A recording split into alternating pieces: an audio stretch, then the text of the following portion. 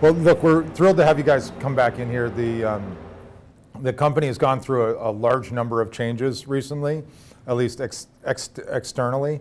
One of the things to note is internally the business, the culture, the values have been rock solid and consistent.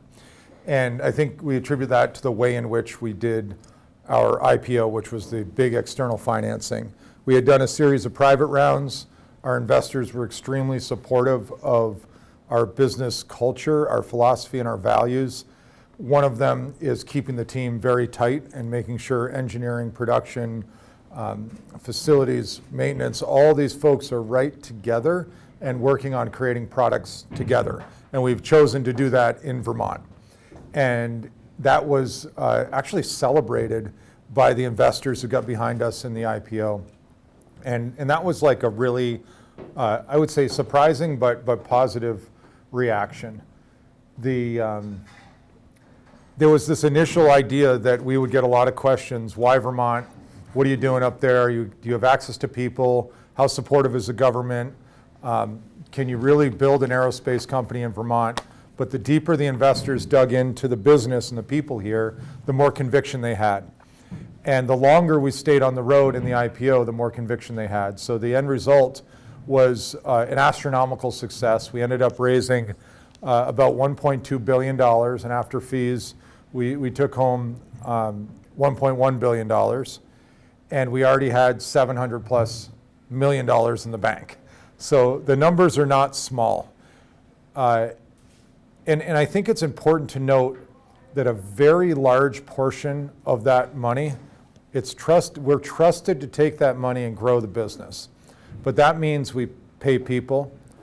Katie and the team here that focuses on the people specifically, focus on buying all of our food locally, supporting people that are running local businesses, whether it be with Beta Schwag or the technical materials that we buy, from circuit boards to machinings to composites. We really rely on as close to home supply chains as possible, both because we think it's the right thing to do, but also because it's strategically aligned with having a close connection between the end goal of our business of building a sustainable aviation future and the people who are doing that with us. So we intend to continue to grow in Vermont, is the point. So we've added about 300 people here just recently, and we intend to more than double that addition coming up this coming year. Those people will be predominantly in Vermont. Naturally, as an aerospace company, we have to have some people that are out in the world as we start shipping these aircraft to support them. But the nucleus will stay here in Vermont, and we will build those aircraft. In fact, we are increasing our level of vertical integration locally. We're doing that on the composites, the metallics. We're doing it on our assemblies. And that's a winning strategy right now because it insulates us from a volatile supply chain. So we're investing in tooling, people, and facilities directly adjacent to this building, right out the window over here, and in the immediate region of this facility. And we do it because we like that close collaboration, keeps the quality of work extremely high, and it's economically beneficial to minimize the waste of shipping. So that's one of the reasons that we're focused on vertical integration. Uh-oh. You lost a little mini mic. I lost the mini mic. Do I have to say that all again? A couple other things on kind of the people here. So this is something Blaine said to me very early on. He said we should never take any pride in underpaying people. And if you take the reciprocal of that, or excuse me, you say that in a different way, I should say, is we take a lot of pride in taking care of our people. So we pay people well here. We have phenomenal benefits programs. Everybody gets fed a healthy lunch every single day. We have an on-site doctor, nurse, pharmacy. We organize to change people's snow tires here. We try to take the friction out of things that can be addressed as a company. On top of that, people get paid well, and every single person here is an equity holder in the business. And that is really, really unique for public companies. New people coming in get a meaningful equity slug. So those, part of growing good jobs is the pay. The other part is giving people an environment where they feel welcome, where they love their colleagues, they make people around them great. You guys are in a facility right here that we're quite proud of. Katie and the architecture team here, they focused on making sure that we had a facility that people felt healthy in. And that's not, just at the food and the lighting. That is every part of the airflow, every part of the way people come to this facility, and it's a really important part of it. Right across the way here, we hear some noise coming from it right now, is BTC, yeah, Burlington Technical College.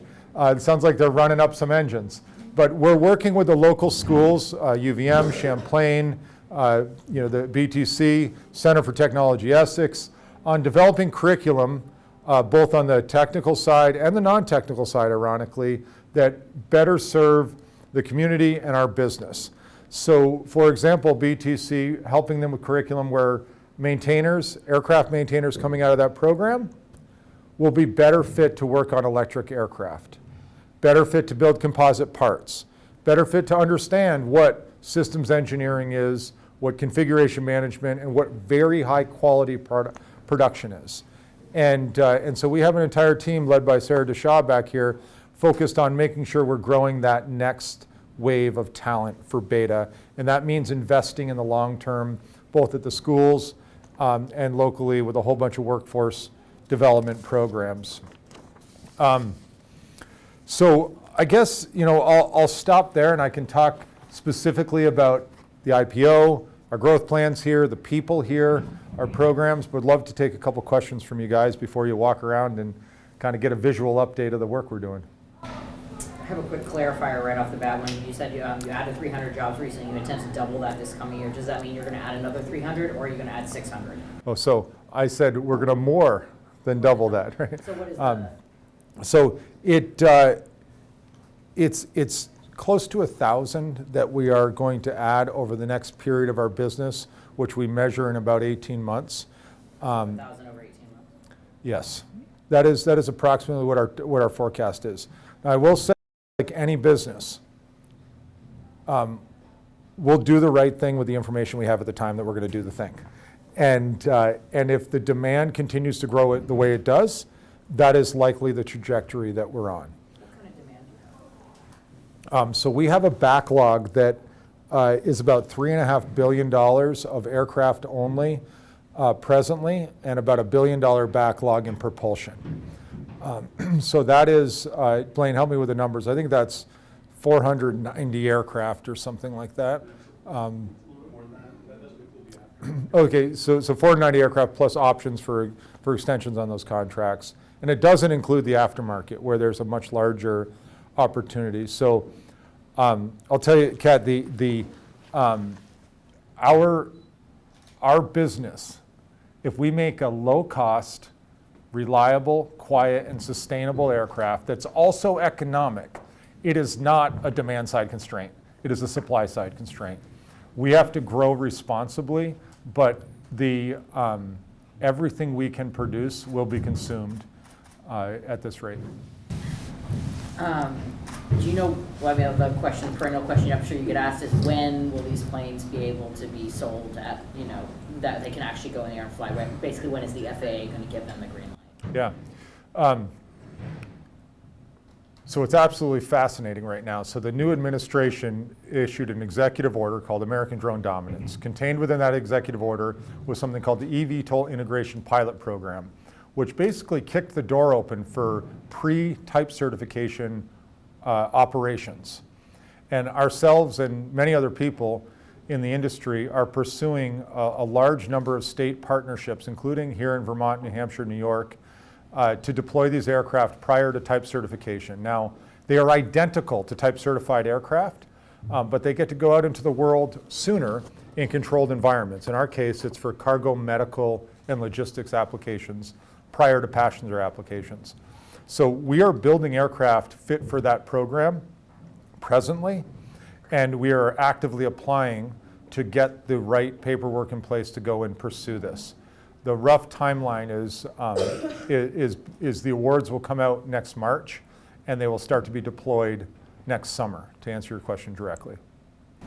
So people will potentially start seeing more and more of these in the skies Yeah. around the state starting like next summer. That's right, doing real things. I mean, you should see quite a few right now. Yes. I mean, I think we just crossed 100,000 nautical miles of flying in our aircraft now.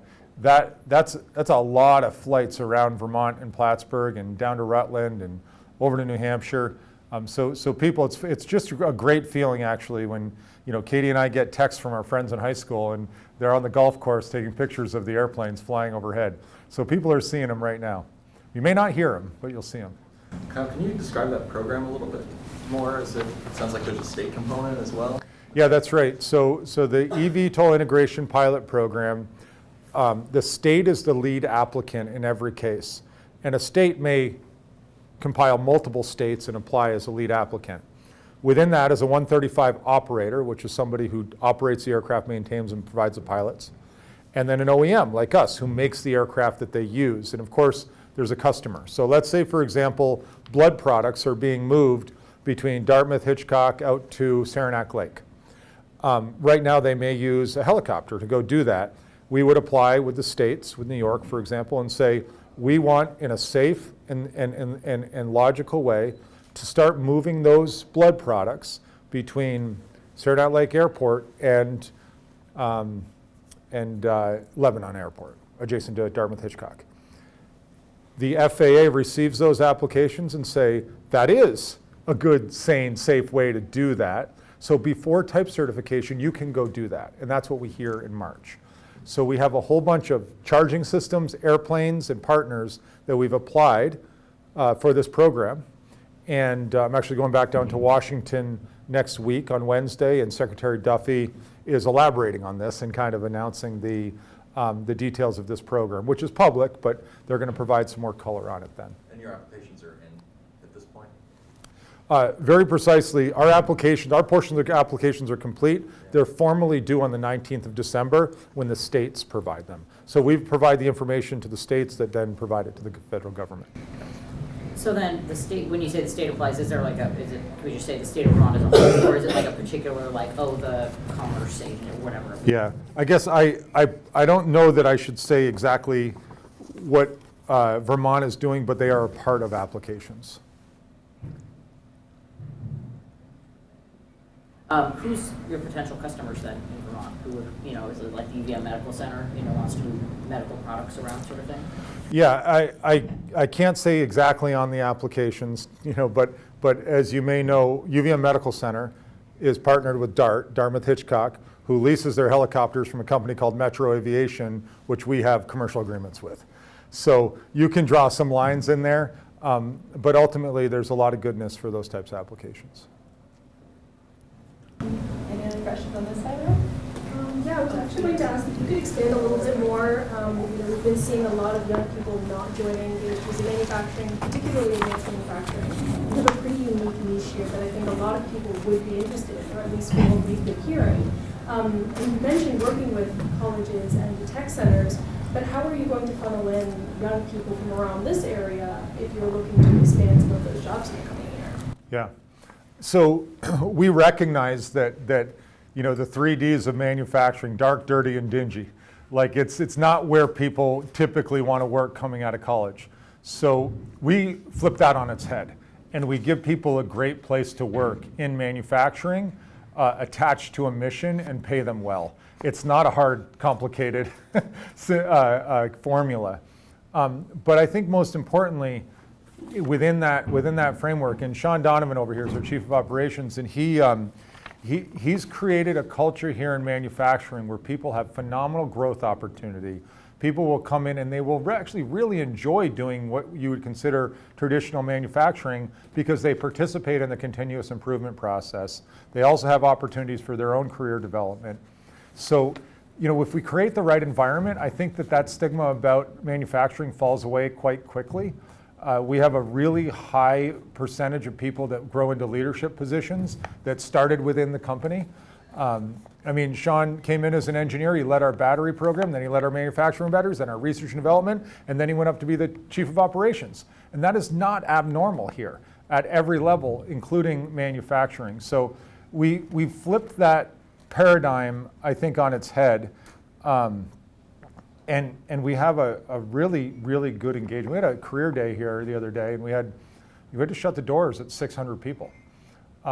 It's a place that people want to work, and we want the best people. We want those people to apply who want to be connected to this mission, who want good career trajectory, want to get access, to the equity programs and the benefits that we have. Theo, I think you might have had a question. Yeah, hi, thanks. So just wanted to quickly ask if you could talk a little bit about trends that you're seeing as you try and undergo this large scale or larger scale recruitment. The extent to which you're able to recruit locally. I know you recently had a career fair to maybe kind of develop in that direction, but just wondered the extent to which that's possible so far. And also wondered if you could elaborate a little bit more on the extent of the equity holdings that sort of lower level members of the company hold right now. Yeah. So without quantifying the equity holdings, I think if we look at any one point in time at the business value, excluding myself and other people that would be out of that characterization, I think there's probably near 30% of the company that's owned by those employees, and multiply, $7 or $8 billion by 30%. There's a tremendous amount of equity held by people at all levels within this business. It was a philosophy from the very, very beginning to ensure everybody is participating in the success of the business. Now, we hold people to a pretty high standard here. If they want to participate in that, then we expect them to work hard, develop themselves, make the people around them great, and they get access to that. So that's really good. To the trends, I'd say there's one big trend, which is really interesting, and I had an interview with a gal from Middlebury who got a physics degree, and she came here to our career day, and after Middlebury, she took off to Japan to try and learn Japanese, and didn't think she was going to come back to Vermont. And she heard about Beta through our chairman, Chuck Davis of all people, and she showed up here for an interview, and immediately you realized a super smart person that had no idea they could get a job like this in Vermont, and was ready to punch out and go to San Francisco or whatever, and they come back. When I mean come back, the trend that I'm alluding to is when people have a connection to Vermont, it's very generally positive. They either grew up here, they went to school here, they vacationed here, and when you couple that with the fact that they can get a good paying, fun, interesting, and mission-driven job in Vermont, that's the theme we're seeing a lot. Of course, we'd rather not have them go away at all, but there's a lot of really smart people that have a ton of experience working at Boeing, working at Embraer, working out at Tesla, working out west in San Francisco, and they realize Beta's here when they come back for Thanksgiving, and all of a sudden they're applying. So that's a trend that we're seeing, and I would say, 15 to 20%, maybe somebody has an exact number, Sarah, of the number of people that have come back to Vermont from out of state. I know sort of in our intern retention stats, Yeah. but not sure for our Okay. It's What is our intern retention stat? we have hired to date 89 interns into full-time roles, and that's about 40% of those are Vermonters, and then about I would say 35 to 40% or the rest of that is UVMers that from out of state but had that connection to Vermont through Wow. their experience. So yeah, 80% total either were Vermonters or came to Vermont for school, and we've hired 90 of those interns internally. So 10% of our work staff is interns that came through local schools. That's nice work. You're doing a great job. Any other questions? I have two more. I was curious on how the housing crisis in the state shows up in your business right now. Obviously, you're paying pretty well. That might be understating it, I think. So it must affect you differently than some other businesses that we've seen that have, for instance, I think of the hospital that is building housing for employees. But how do you see this showing up in your business, and what's your sort of strategy right now to deal with it? Yeah, so our strategy is evolving and changing. Historically, we've been kind of working very proactively with developers to make sure they get awareness of our hiring trends and, basically what those people look like. What stage of life are they at? Is it going to be people that want to be downtown, or people who want to be in the Charlotte, Shelburne, Milton areas, or if it's people that want to be out a little further. So just a real strong communication. However, right now we're looking at it much more acutely because the trajectory and the rate of growth and the total quantum of people is going up greater. And we're having more and more dialogues of actually getting allocations of new housing developments and helping people here choose wisely about where they're going to live. One of the cool things about Beta right now is we actually provide like in-term housing for people with some places that we own, so people can kind of acclimate to the community and figure out, when they first get here, what town, what area, what community they want to permanently, set their roots into, and that's worked really well. It's just less churn in the housing market, less waste, and more people are happy about where they end up. Ultimately, I think in the kind of a free market society, as long as we keep the communication very, very open, the right houses are going to be either built or overhauled or chosen by the employees, and we want to help facilitate that. So we have a lot of active dialogues with developers. We tend to kind of favor the housing developments that are done in a kind of sustainable, rational way, and I think the people that come here like to live in those types of places. I was reading this great little snippet last night of our head of quality who was talking about his housing development, which was run on renewable energy 100%, and that was of value to him. So making sure developers understand that what we do here in a net zero campus extends to people's personal lives. My other question was around the recent deal to provide some of your propulsion technology. I think is it the push motor to Eve Air? Yeah. I was hoping you could elaborate on why that's the right deal at the right time for you guys. It stuck out to me in the sense that the aircraft that they're building is quite similar in some ways, it seems, to yours. So I was intrigued that Beta's providing some technology to help them. Yeah. So Eve, which is kind of a subsidiary mostly owned by Embraer. So when you see these Breeze jets and others come in here, those are all Embraer jets, right? Embraer is a great company. Eve is a spinoff, separately went public, underneath Embraer, still the majority shareholder. My point of saying that is that they are a very, very experienced and valid aerospace company. It's like Boeing, Airbus, Embraer. We want to work with the best companies in the world. They're going to figure out how to do propulsion. We have the highest performing electric motors in the world and the furthest along in certification. If we don't sell them those motors, somebody else is going to sell them those motors. So we want to be a part of their success, and we're doing it on multiple different programs. I think we have 5 programs like that for meaningful propulsion sales, and I hope that we win them all. Now, generally speaking, in aerospace, the margins and free cash flow associated with the sale of components is higher than aircraft. Pratt & Whitney, I'm looking at a Pratt & Whitney building right now, GE, Rolls-Royce. Those are the names that supply propulsion right now. If we do this right and we build an aerospace company, we will own the flow of energy through our charging network, which is all over the country, into the future of aerospace, clean energy. We will own the propulsion, and we'll own the aircraft. And I think that's ultimately a good thing for Beta. So we didn't want to, we wanted to respect the good work that was done on that propulsion here, monetize it to the extent possible, and Eve was a great opportunity to do it. I'm just curious, like you mentioned, the inevitability of hiring or having employees in places outside of Vermont.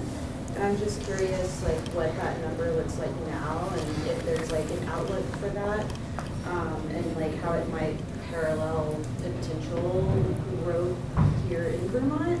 Yeah, Does that make sense? it does make sense. So I think we have just under 100 employees that aren't in Vermont, something like that. It's so call it 10% of the employees right now. And I think that ratio is going to stay pretty consistent. There will always be employees outside of Vermont. We have a West Coast salesperson. They got to live on the West Coast, right? We've got an office in Raleigh that does safety critical computing systems. And that's where there was a nucleus of people, so it made sense to open that office. But generally speaking, we really want to keep things really tight in Vermont.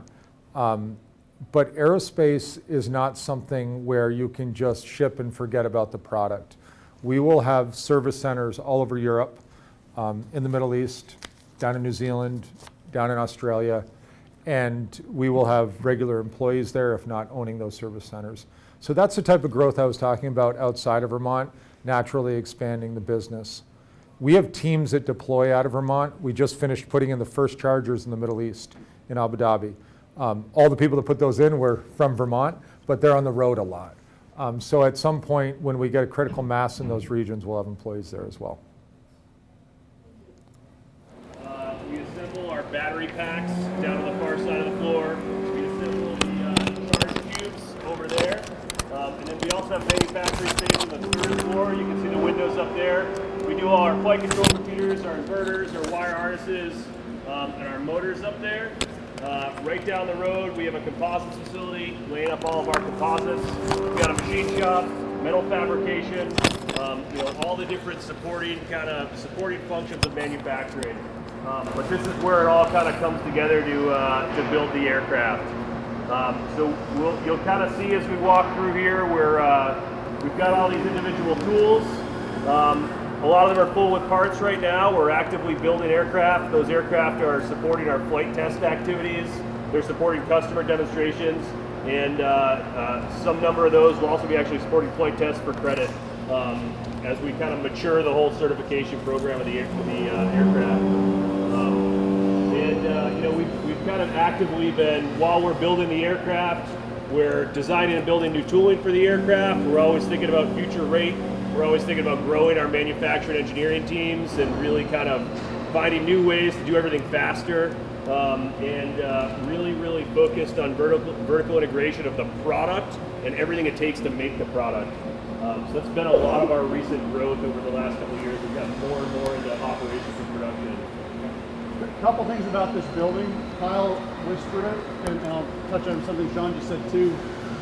This is, we believe, the largest net zero production facility east of the Mississippi, right? And so there's 256 geothermal wells on the other side of that ramp out there that's putting all the heat and cooling in here. There's solar going on the roof, but it's also a facility designed around the people on the floor giving value, right? This entire building, any beta building you walk into, is built around creating empathy and creating unintentional collisions. That lunch area we were just sitting in, everyone eats together. Everyone shares ideas together. Everyone comes together.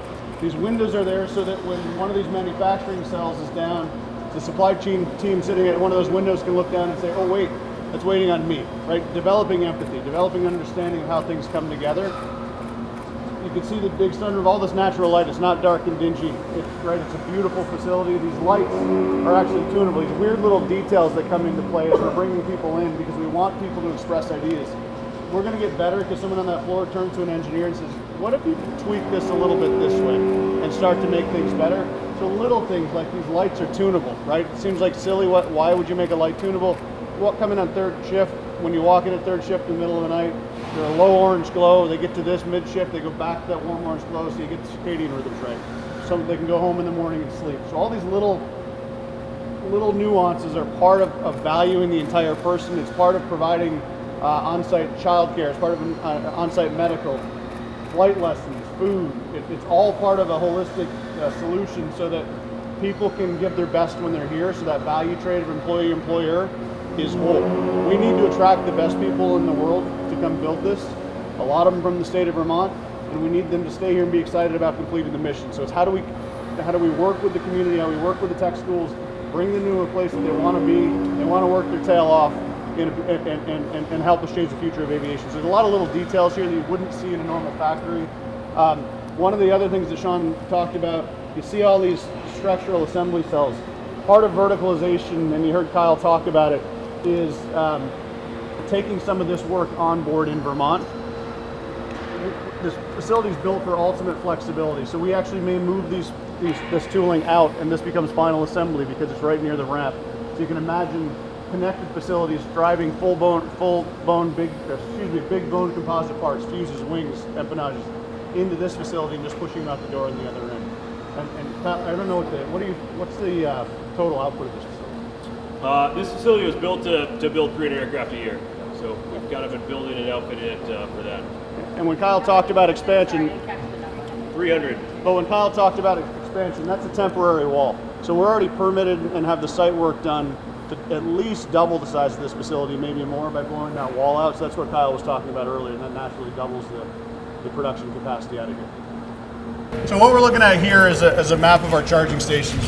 You know, you can see right now we're building a lot on the East Coast, down the Gulf Coast, and then up to California. That one out in California is actually pretty funny. It's one of our competitors' flight test facilities. When we developed this standard, there needs to be more than one winner in this industry, and charging shouldn't be a barrier of entry. So we published our standard to the industry, we gave it to them, virtually all companies adopted it. So that's allowing us to kind of ensure that there's access to electric aviation really across the country. What we're looking at here is this development up and down the East Coast to support the organ distribution mission for United Therapeutics, really making sure that we can get the unlimited supply of human organs that United Therapeutics is working on anywhere to the organ transplant sites along the East Coast. This is super interesting to me down here, and what I think differentiates us from the balance of this industry. When you hear about electric aviation, a lot of it's around air taxis, jets, and flying cars, and flying over traffic. That'll come. That's all there. That's important stuff. In Vermont, we have maybe a different lens on this. We think more about regional air mobility, about reconnecting communities that got left out, right? There was a big boom in regional air travel in the peak is around 1980, and they got really, really expensive because of incremental regulation, actually a weird, ironic byproduct, deregulation, and those flights all but went away. There's virtually no regional air mobility in the U.S. anymore. Of talking like the Burlington to Rutland, the Rutland to Boston, those are gone. We think they have an opportunity to come back. This is actually a pilot project that we did with Health and Human Services to create lower cost health access in rural communities, right? So instead of flying a $4,000 an hour helicopter with a vial of antivenom into rural Mississippi, we can do it for hundreds of dollars and just change the way medicine's delivered. So maybe you get into this place that instead of bringing somebody into a level 3 trauma center for care, maybe you're flying equipment and goods out to them periodically, right? And so you can really flip the way care is delivered in a very powerful way. You think of that, the implications of that to the Northeast Kingdom, right? Instead of having to come into UVM for everything, maybe we can transport, I don't know, a group of pediatric oncologists up to serve, do clinics up there every couple of weeks. And you just start to think, wait, if I can lower the cost of carriage by so much because of the electrification of aviation, we can democratize air mobility. And that allows us to change the way things move. You think about UPS, if I ship something from here to Syracuse, it's going from the distribution center in Williston to here on a 40-year-old turboprop to Manchester being sorted, flown on a 767 to Louisville being sorted and flown to Syracuse. That's absurd on its face. You would never design a network around that. It's designed around that because air travel is too expensive to do it any other way. But if you bring the cost down, there's enough distribution or density in their network to fly the morning sort from Manchester to Burlington and then fly all day long around the region. So instead of flying that asset 3 hours a day, they're sweating the asset, flying it 20 hours a day in what they call a continuous flow mesh network. So this technology is quite literally changing the way that goods and services move around the world. Goods and services and people will move around the country. And it really is dictated by our kind of the rural environment that we live in, and need to be able to move around differently, more cost effectively. So I think it's important just to understand kind of this is driven by the Vermont ethos of reconnecting communities in a very powerful way. The charge cube you see right there, that's going through some testing. You can see the lights blinking on top. Well, we could probably make it to the end of the hangar. We got one installed out there. We charge our aircraft with it. The airport also charges their EVs with it. The cars they use moving around the airport, it's a multimodal charger. And so, they actively use that pretty much daily to charge up as well. We can keep moving along. We'll make it down to the aircraft over here. Sean just whispered something there that I think is really important. Everyone thinks we're an engineering company or a manufacturing company. In reality, we are about 8 companies in one. From a workforce development perspective, we're going to need engineers, we're going to need manufacturing people, we're going to need quality people. We build all our own software in-house, both the software that we use and the software that our customers are going to use. This entire factory is fully integrated into our Amazon Web Services data backend that we're doing machine learning and data science and AI against. We have data scientists in-house. So when you think about who we're going to need to build these facilities over the next decade, it's every discipline you can imagine, from woodworkers to metal workers to advanced data scientists to manufacturing people and everything in between. It's a really interesting space because aerospace really becomes, if you verticalize, becomes a complete picture of the U.S. workforce. Well, the space we're walking through right now, like I said, this is all structural assembly. We bring composite parts in here. We fasten them together, we bond them together, whatever it takes to kind of assemble them. We're building up floors for the aircraft right there. We're assembling a fuselage over here. We're building up the empennage, the tail, the booms, everything on this side. And then as we get a little further down, This board. as we get a little further down, we can join all that together. Which part is Anoka? Production lines installed, 2 parallel production lines for our structures. The tools are right next to each other, and we kind of have been working, bringing work through both of those and scaling up. If we keep moving down, we can actually go to a plane that's going through final assembly right now. So that's kind of the last step of the assembly process. We're losing some of the crew. You guys are the fast walkers, that's great. They don't have to do The 2 aircraft you see lined up right here, these are our original proof of concept aircraft that we developed to kind of refine the design and determine some of the aspects of the aircraft that we want to carry into the production variant. And then the aircraft at the very end of the line here is off this production line. And you'll kind of see it when we get down there. We've built both fixed-wing aircraft on this production line and the vertical takeoff and land aircraft. There's a lot of commonality between the two. About 80% of the design carries over from the conventional takeoff and land to the VTOL. And so we've been able to build both of those in the production line. And we're really focused on ramping up the fixed-wing conventional aircraft while we continue to kind of build up test articles for the VTOL. One of the things that at least was striking to me when we first put the aircraft off of this line is how small the aircraft looks in this facility, and that's by design. So we worked very closely with the airport to get a long-term lease on this facility. So I can't remember, Katie, it's a 75 or 85-year lease. 85-year lease on that. We'll fact check that for you. I think it's 85-year lease. Let's go 75-year lease. The point is, Beta's making a commitment to building aircraft here, and so why build it so big for an aircraft this size?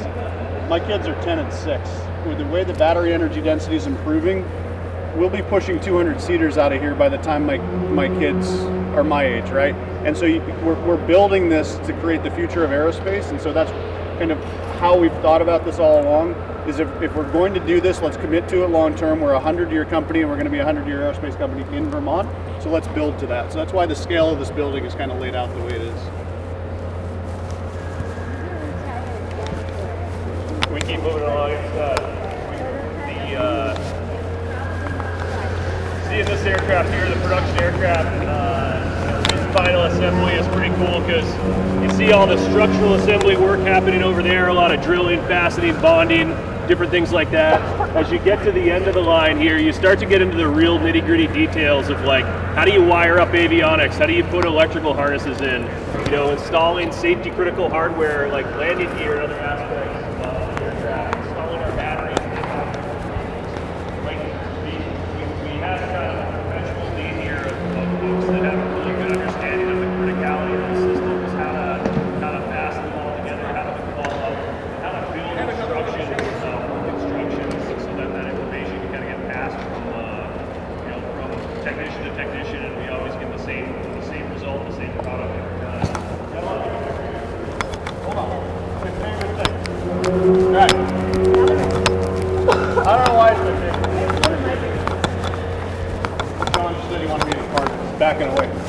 So probably a year and a half ago, when did we take Fallbird down? Oh yeah, probably a year ago. So up until about a year ago, where those aircraft are, we had a full 3D printed plexiglass plywood full-size aircraft. And we had all the 3D parts to put into it. And the reason we did that is we wanted to understand how the aircraft came together, start to develop work instructions, start to get flow, start to do that nitty-gritty work Sean was just talking about.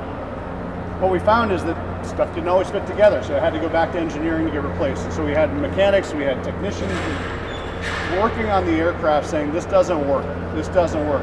And what the goal of that was to create an empathy for our customers, right? So number one, to make it easy to put together, but also generate an empathy for our customers to say, if one of our customers is in a remote area and they have a problem, they need to be able to fix the aircraft, and they don't want to carry around special tools. What resulted from that Fallbird exercise was this tool chest, which does virtually all of our final assembly and all of our field maintenance, right? So if you're out in the field, you can buy every single one of these at an Ace Hardware across the street. These are snap-on tools. There's no special tooling here. These are generic tools. If you look at traditional aviation and a helicopter's tool chest, it's at least the size of this table. And it's filled with hundreds of thousands of dollars of special tooling that you need for one special bolt up in the rotor head, whatever it is.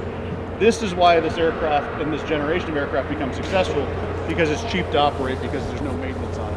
Right? If this is a life of airframe motor, that if you have a problem with it, which is going to be pretty rare, you can solve it with any tool you can buy at any hardware store.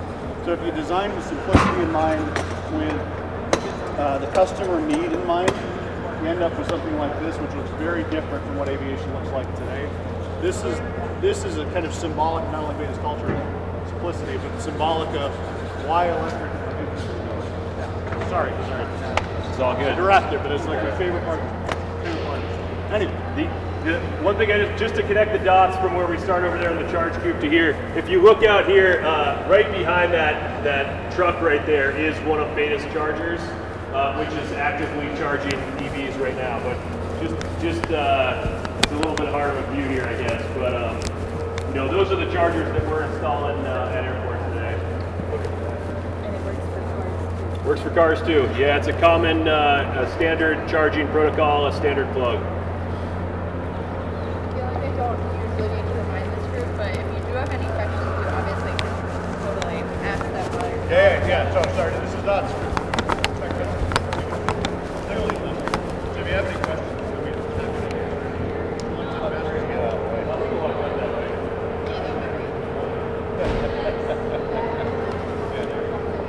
Is that panel on right now? What's that? Is that panel live right now? Which panel? Yes, it is. Come back this time next year, and this floor will be a well-tested lots of planes.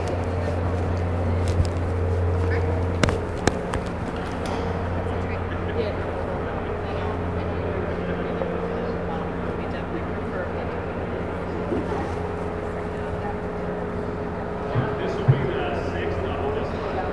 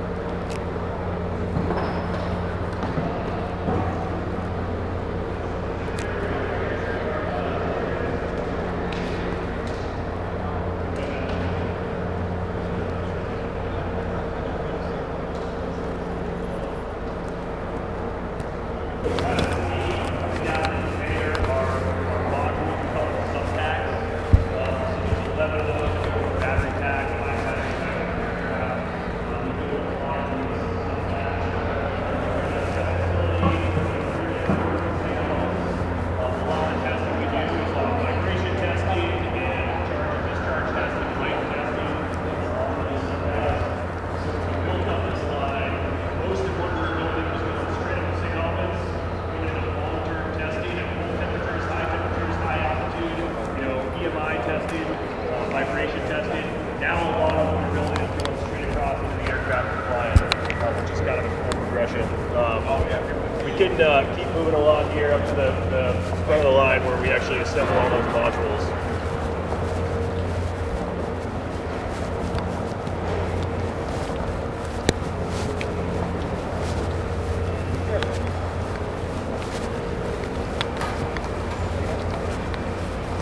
So we've purchase battery cells. We're not making battery cells here. We then assemble those battery cells. You can see them progressively coming more and more into a module, which is what they were just doing a quality check on over there. We bond battery cells to structural members, to heat exchangers, different things like that. We put various temperature sensing, voltage sensing, electrical conductors in there. We do some laser welding in that machine there to connect all the battery cells together. And then we move them out down the rest of the line and join those into battery packs.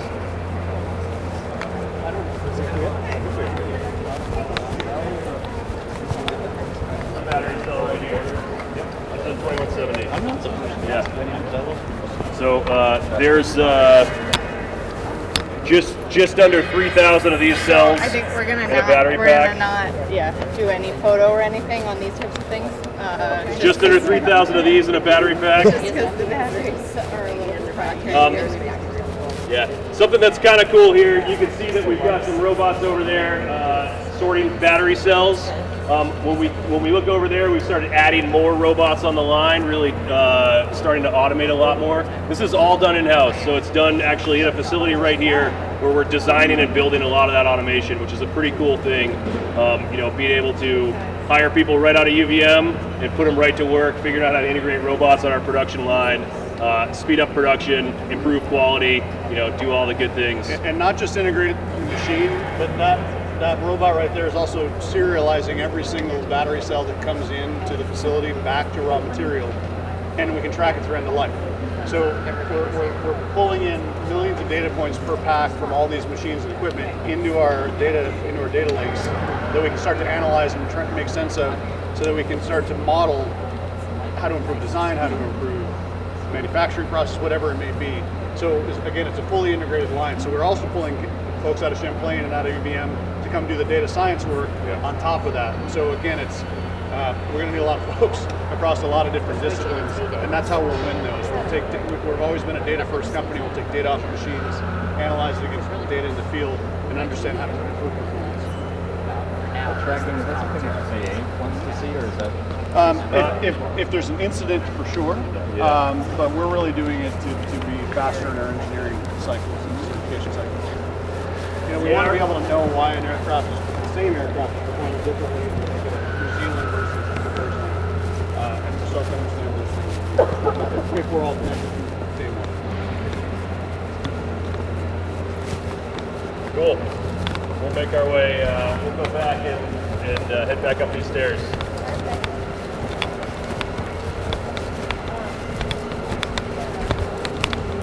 Any other questions? Anything I can help answer?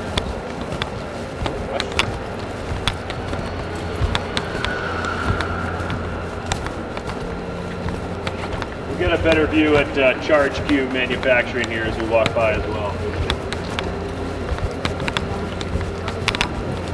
This is an example of something. When we started out, we were integrating chargers that were purchased, and then we kind of modified a little for our purposes. We moved that into fully ground up build. We need really high reliability for aircraft. It's a lot harder than a car. If you get to a charge station with your car, it doesn't work. There might be a whole bunch next to it. There might be another charge station not far down the road. It's a whole lot harder in aircraft. We really need uptime to be a priority in our chargers, so there's a lot of redundancy built in. And then they've been kind of specifically designed to be low height. You can bring the wing right over the top, really long charge cable, so you can you don't have to kind of move the aircraft around a whole bunch. Yeah, so what's cool here is that's a full-size charger, right? If you're going point to point on a set mission all the time, you're going to have one of these because you're charging the aircraft in way under an hour, like 35 minutes for a normal mission set. And now we have Christmas lights. But what's also cool, and this is really our first push at true commercial production. So we have products. I was hoping these lids weren't fastened down here so you could see the product. So these are ready to ship. So this is part of the manufacturing we're pushing out right now. This what's in here is called a mini cube. So this charges the aircraft, we call it 3 to 4 hours.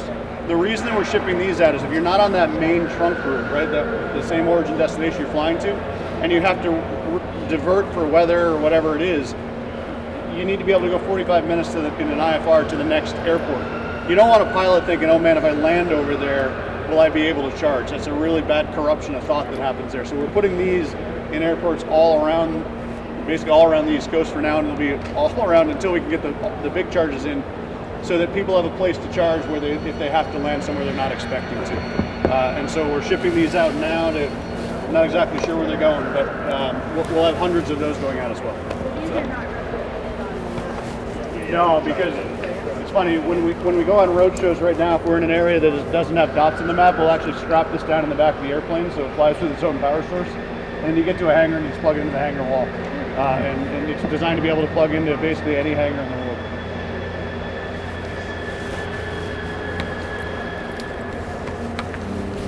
Kind of see a couple of them sneaking back there. Yeah. You might have mentioned this already, but how far do you fly? So the prototype is still 336 nautical miles.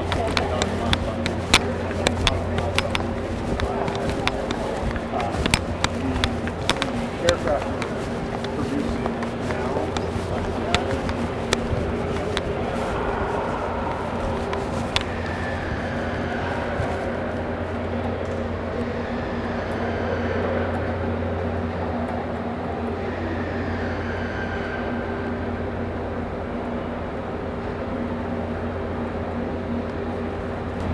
Kind of limited on the fast